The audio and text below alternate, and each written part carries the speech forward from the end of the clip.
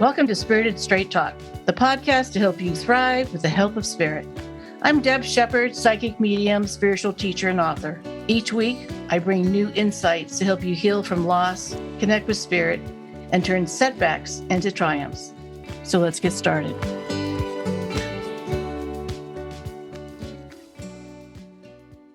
It is proven by science that after humans receive the basic needs of food, water, and shelter, in order for us to be happy and have a balanced life, humans need to feel safe, feel like they belong, and to also matter. These are the three things that humans desire. So when we want to manifest, these are the things, basically the emotions that we want to feel in order to create a life that we love. And I have 9 things I broke down in this to be able to create that and identify and change these things, to how do I create what these does emotions? that look like? Yeah, what does that look like? Thank you.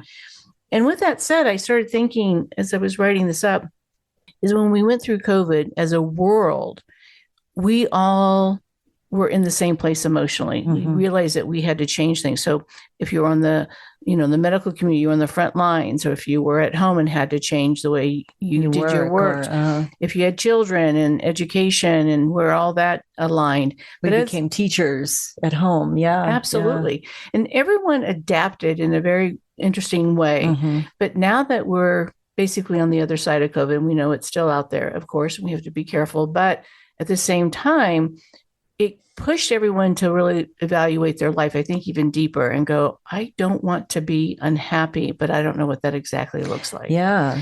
People aren't putting up with. And we've seen that even with our own family. Environments that are not conducive to happiness. Yeah. And this is why we're seeing all these strikes. I mean, we're seeing the writers' strike, we're seeing the auto union strikes, the medical industry, and now the pharmacies. Yeah. And all of them are pushing back saying, this is not an environment I want to be in. Mm-hmm. And I think we're seeing it probably in relationships. I'm hearing a lot of people saying they're cutting off certain relationships that no longer kind of align, let's use that word, with them. So it's interesting. Everyone is coming out with this voice saying, I'm not happy. What I wanted to do in this podcast was identify some of these areas so that each of our listeners could identify and go, maybe these are the words I need to say, or these are the things I can do to kind of create and manifest a more joyful, peaceful, loving life. Yes. So you can feel safe, so that you will matter, that you feel like you belong. And how do you make that happen? Because we can say, I need these things, but then how do I create that in my own journey? And I think going through so much in the last 3 to 4 years, people are evaluating their lives. I mean, I'm noticing that with my son. He's just saying, I'm not going to work these 60 hours a week. Mm-hmm. I'm not going to do things in this way. And work-life balance. Yeah. And I did not live that life at that age. I was like, oh no, you had to work hard and serve the company and, suck it up when it came to relationships. And people are not doing that anymore. So it's a huge transformation in life. And I think depending on where you are in life, you may be judging others for their perspective or choices. Yeah. And you may, if you're the one saying, I don't want to do it this way anymore, feel judged by others. And it might be because you're, let's say, a pioneer or a visionary saying, I'm going to choose to look at life a little differently. I don't want to go 10 years down the road and be miserable this entire time. Yeah. So we're going to go through these 9 things to look at and identify how they can make us happier and things that we can do to identify and make these changes. And I think you and I talk about this quite a bit. We talk about where we're kind of out of balance or when things are thrown our way and how we can change it. We can do it for a short period of time. And I think the number one thing people say to you when they come to you for help or advice is, I feel stuck. Exactly. I'm stuck. It's such a resonating theme. I'm stuck. And so how do you shift out of that feeling and out of that place? Right. And they're saying the words like, we fight or flight, but we heard recently, I'm frozen, which is the feeling of stuck, And I think if there's been a lot of things that's happened in your life where you feel a lot of fear, it's hard to make changes. And what we're talking about is it's not making major changes, but what we've always taught is, how do you believe? How do you shift that energy? How do you begin to look for opportunities? And these 9 things I think are really cool because it seems really basic, but those basic needs go back to food, water, and shelter. We need our basic needs fed First, first, yeah. but these are all emotional things. So we're going to start with number one. So all these things create safety, belonging, and feeling like you matter. This is what creates that. Okay. And we want those things. So if we're not getting them, we can identify and make those changes to feel to feel like we are important, that we have some value in our life. I think most of us just want to feel valued. Yeah. Yeah. So the first one is to be loved. And when I thought about this word, it seems very simplistic that, oh, just to be loved. But that is a big struggle. Look how many apps are out there about trying to find love. Yeah, and then there's movies, there's books, and there's songs. Everything's written about love. But I even thought about even being loved by an animal is such a key thing about how do you feel that someone needs you or that value? Feel needed. Yeah. And of course, I think for a lot of people, because we deal with, being a medium, we deal with loss, and people feel like, well, they've lost a loved one, whether it's been through a divorce or maybe the loss through a death. How can they ever be loved again? And they feel heartbroken. So knowing that you can still feel the love of your person and still create love in your life here on some other level can also be very important. I see people feel that they say the word, and I don't believe this, I'm broken, but they feel broken because they've lost the greatest love. Yeah. And even with their pet, they have felt that way, that they didn't do enough, or did they do the right thing? Right. Whether you have a partner or not, obviously, if you have a partner, being told that you are loved or being shown that you are loved through tenderness or hugging gives you a sense of belonging right there. But you have a student that you recommended she get a pet. And this was at the very beginning of the pandemic, That's right? Yeah. Or right at that cusp of the pandemic. It started. And she adopted a dog, and that was a lifesaver for her during the pandemic. Yeah. And still is to this day, where it is that connection of, well, especially, I'm sorry, but dogs are unconditional. And when I always ask, what's the definition? People, a dog. Because no matter what you're wearing, your job status, what you're going through, that dog just loves you unconditionally. And that has you feel very important. Very important. And I think allowing others to love us. I think sometimes when we have been hurt or we've lost a loved one, we don't always allow our hearts to open up again. So if that's something where you're really protecting your heart, it's to give yourself permission to be loved. And I think that's hard because people think, I don't want to be hurt again. I don't want to go through a hard time. So taking those baby steps of finding things that you're passionate about, having people be there for you. And I think the big thing that we teach in our solutions program is asking for help, because we're not good at that. You think there's something wrong. We're not lovable. If receiving. And you talk about all the time how when we let someone else help us or show us that they love us, that receiving fills their heart. And so, allowing them to do for us actually helps them. And I think there's generations where no one ever said they loved you. And so we've heard people say, well, my parent never said that, or my grandparents never said that. And so it's almost like using the word love is scarcity. I think I had one student even say that, can someone holding back their love be a sense of control or a feeling of scarcity? Absolutely. And so those things, again, is going back to your original belief system. How were you taught to be loved? Were you taught it was okay to be loved? How do you love others? How do you want to be loved? And sometimes people, what I find is, I don't know how I want to be loved. Yeah. But at taking those little steps, because I think we see a lot of versions of Hollywood, the romantic stories and the rom-com that I love to watch. And there's a reality, because it will be a little bit different too. Yeah. So I think being loved is number one. Who doesn't feel like that would be important? Yeah. And I'll even say to people, well, what do you love? They go, I don't know. So finding that love to me is number one. Number two, this was interesting because I think it all goes along with to be loved and who you are, to be understood. So to be understood, because I think our lives are very, I'm going to use the word complicated. I don't know if that's the correct word. But when I was growing up, you lived in the same community forever. You lived around family. Everyone kind of knew your story. But nowadays, people live all around the world. And so your background story or your experiences are very different. And women have made a lot of changes in Mm-hmm. what they have done in life. We were on a plane yesterday and I was sitting next to a person, a younger woman that is Pakistani, and she's a judge. And I was like, wow, good for you. I mean, if you look at that energy of seeing this young woman that is a judge, that's Mm-hmm. who understands that story, right? Mm-hmm. And I asked her a few more questions and I said, well, do you have siblings and does your family live here in the US?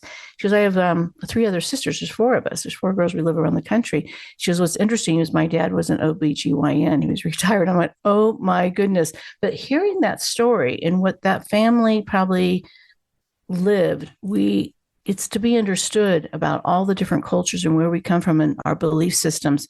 And sometimes there's a first part of people they don't share Mm-hmm. because they feel like they're going to be judged. You're not going to Mm-hmm. understand where I come from. You don't Mm-hmm. understand my beliefs. You don't understand Mm-hmm. my past. And Mm-hmm. so being understood without judgment Mm-hmm. is a key, in my opinion, of So, how do you feel like people understand you? my first word that comes to me is being curious about others. Mm-hmm. I think we go into judgment, and so people don't share. And that's one of the things we're going to be talking about too, as we break this down, is if you want to be understood, is to share. And even people that judge you, how can you be open to share, to see? It's almost like testing the waters. Maybe that's a better way to say it. Can you Mm-hmm. test the waters? But we have to understand others too.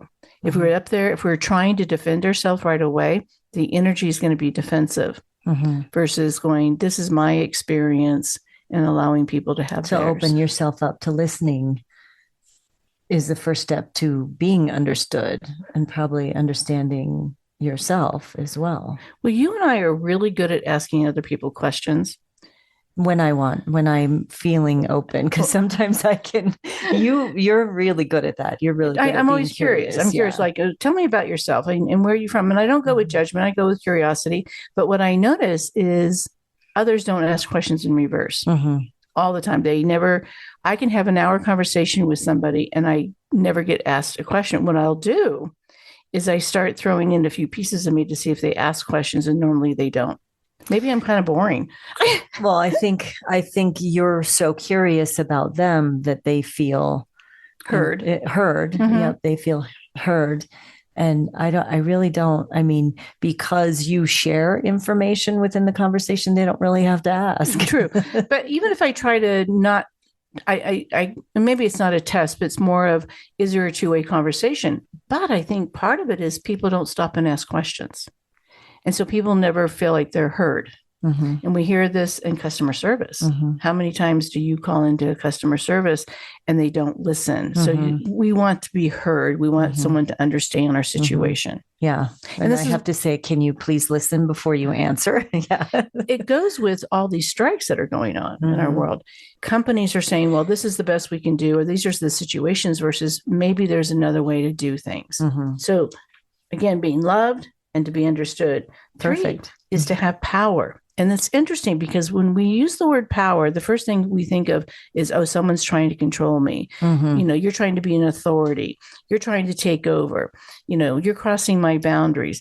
So when you think of power, the first thing you think of is control. Then. Yeah. And I think people that feel like they have no power may have felt like they didn't have it growing up. They never heard, they didn't have a voice. And so to have power actually doesn't mean control. Right. To have power is to be your own authority on your life. And I was talking about this with a student the other day, is sometimes as an adult, we feel like we owe other people, and then there's that guilt and shame, or, I have to do this. It's like, who made those rules, and do you have to go by other people's rules? Now there's the law of the land, speeding and hurting other, physically hurting people. I mean, there is the law of the land, pay our taxes, which who doesn't want to do that, right? But well, I don't want to, but I have to. But there are those laws in place. Yeah. But when it comes to where you want to spend your time or how you want to live your life or what you want to believe, that's where your power comes in. It can be a way of claiming your responsibility as an adult. I mean, that's what I think what's going on with some of the younger people. They're wanting life in balance, work in balance. They're not wanting to work for a company 60, 70 hours a week and go, and what's the end result? So having power means having autonomy. Yes. Making choices for yourself. Yes. I want to be responsible, and I don't owe somebody my blood, sweat, and tears or an explanation as a job. Yeah. I was taught, well, you have to explain why you're not doing this. Like, no, I'm an adult. I can say no to these things. Yeah. And I think that's really hard for us to give ourselves permission to have our own power. And again, that's something that we have to look at times and say, I'm the boss of me. When you teach this, you teach having a voice. That's how you teach it, is that you have a voice for yourself and your empowerment. One of the things we've talked about very recently is that accountability. And I think that goes along with your voice or having your power, that you can choose to be a victim and complain about your circumstances, or you can have the power by saying, this isn't working for me. I have to do something different. Even if you don't know what that looks like, by setting those boundaries and seeing your value and saying, I have to do it differently than the way it's looking right now. And that's the accountability piece. Yeah. So number 4, to have and to give attention. This is big these days, in my opinion, because of phones and iPads and computers. Social media. No, really. We try to multitask. Yeah. And I thought it was an interesting idea to think about. We want attention, but attention doesn't mean, I have how many likes on my social media, my Facebook page and things like that. Although that seems to feed some people, even when they only have like 12 friends. Sorry. That could be me sometimes. I don't know. No. But I also think it's about giving other people attention. We talked about to be understood would be to ask questions, be curious about people. So to get someone's attention, if I get someone's attention, it goes, oh, wow, someone listened to me. And you walk away feeling somebody heard, wanted to understand me. You. And one of the most beautiful things you said earlier this year in January, we started off the year by saying, you say your quote about listening. Yeah, I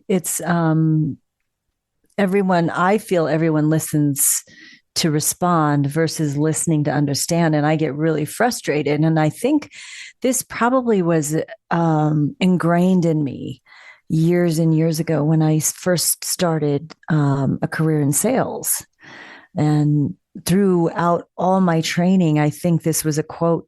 It could have been a quote from somebody teaching a sales training or something, but it always stuck with me. And I remember in sales calls, even my managers who were supposed to be more well-versed in sales than I was, before every sales call, I would ask them if they would please not talk, because I really felt like I wanted to hear my customers' perspective way before I ever shared any sort of solution that I might have for them.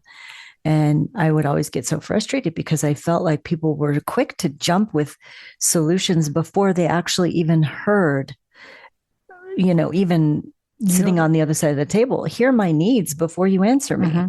People have this assumption, well, this is the problems I've always dealt with. You're probably the same thing. And again, this is going back to a partnership, a relationship, parents with kids, our jobs. This is why we're having all these people walk out of their careers right now, these jobs. I want you to understand this isn't working for me. Yeah. I want you to hear me. I want you to hear me.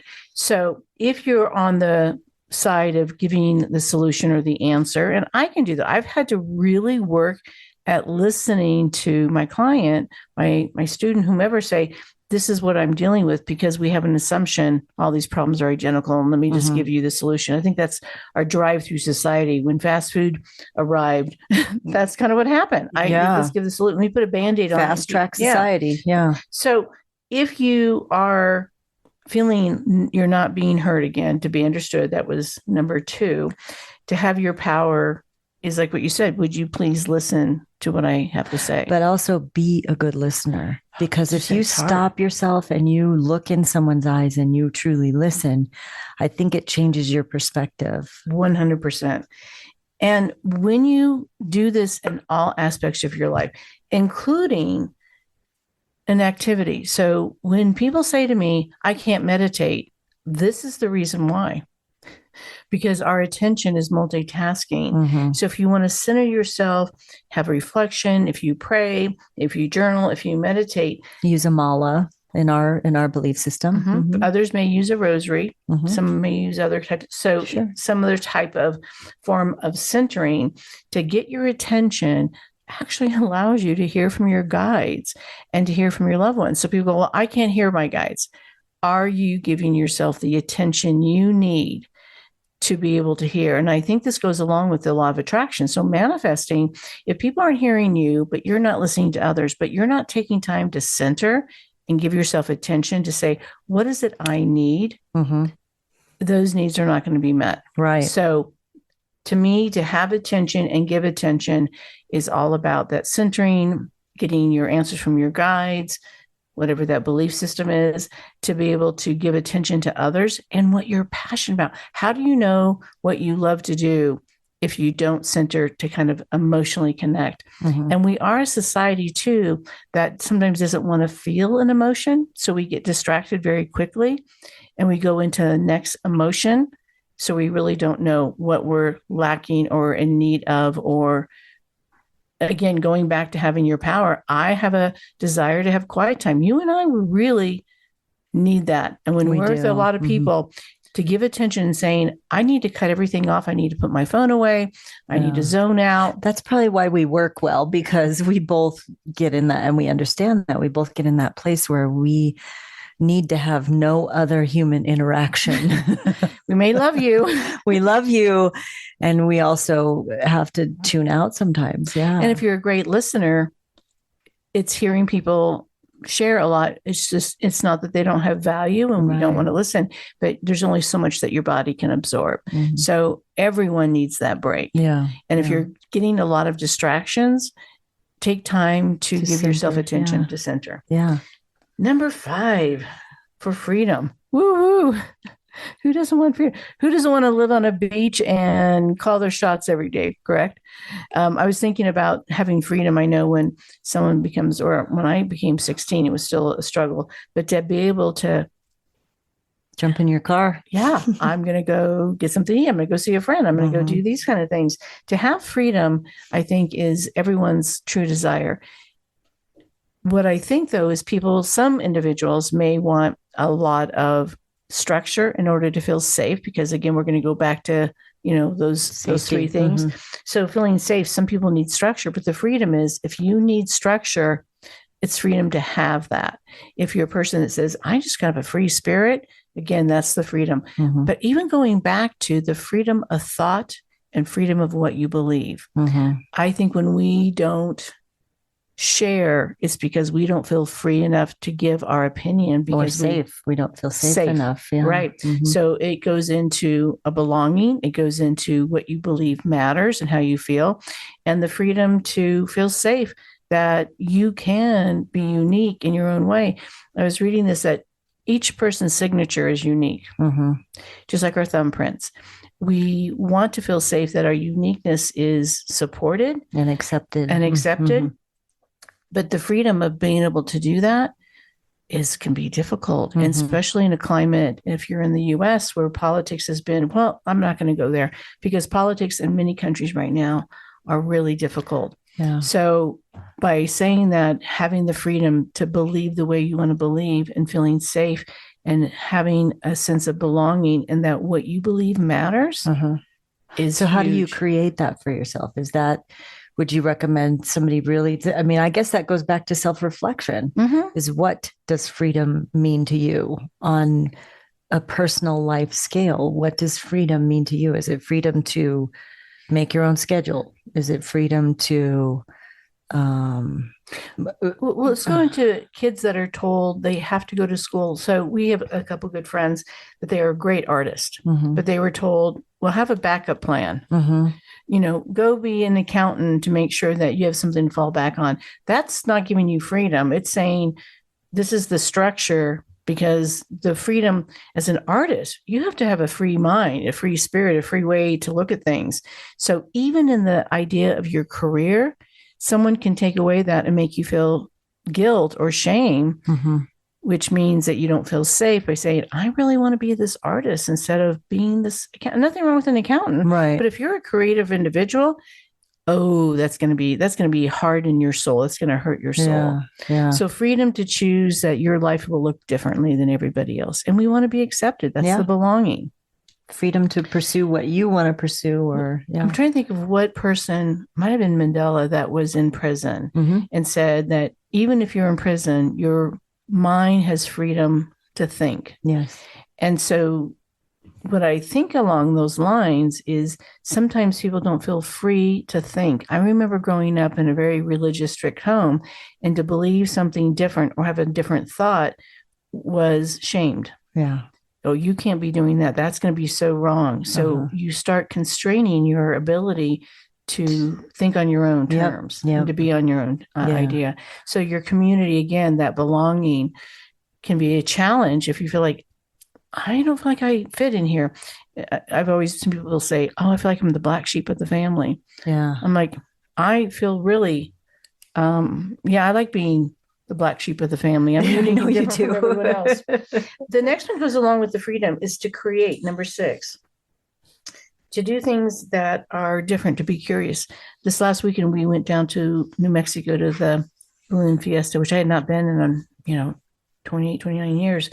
And the curiosity of watching these balloons and the passion that people had and the volunteering. And we got to crew for 5 minutes or 5 seconds, I don't know. But the curiosity to be able to be creative and have a different experience. When you have a different experience in your life, it allows you to see another person's point of view. And sometimes we get very locked into what we believe is right. And that fear doesn't allow us to have, maybe to allow us to find the people that are part of our tribe, which I call, where's your tribe? So you always talk about this in Solution is, do something different, experience something new so you can take in those feelings, which helps open up your creative side. We get into pattern. So I love that. We get into a real pattern of, this makes me safe. I'm going to just do this. And I'm like, yeah, but we only use a very small percentage of our brain. Consider using other parts of it to have a different experience. Open it up. Read even a book or watch a movie that is not your norm. Eat at restaurants. Wear colors you would normally wear. It can be so life-changing. So being creative is so important in how to feel safe, because then you're willing to try something and not be in fear. Number 7, to belong.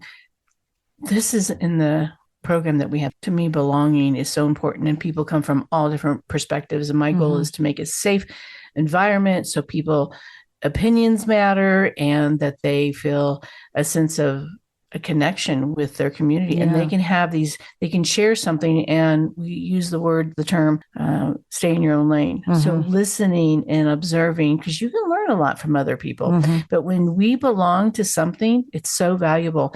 If this is a struggle, like, I don't know where I fit in, find a community that you have maybe even a 10% interest in and volunteer. You may only feel like, that may not be it, but keep searching for that sense of belonging.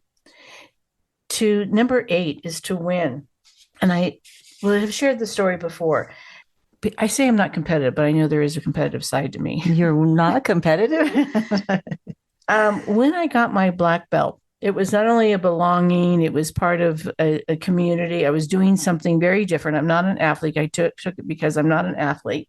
But I had to learn to win, of taking 3.5 years to get my black belt, even though it didn't look like what I thought. I wasn't a ninja when I was done.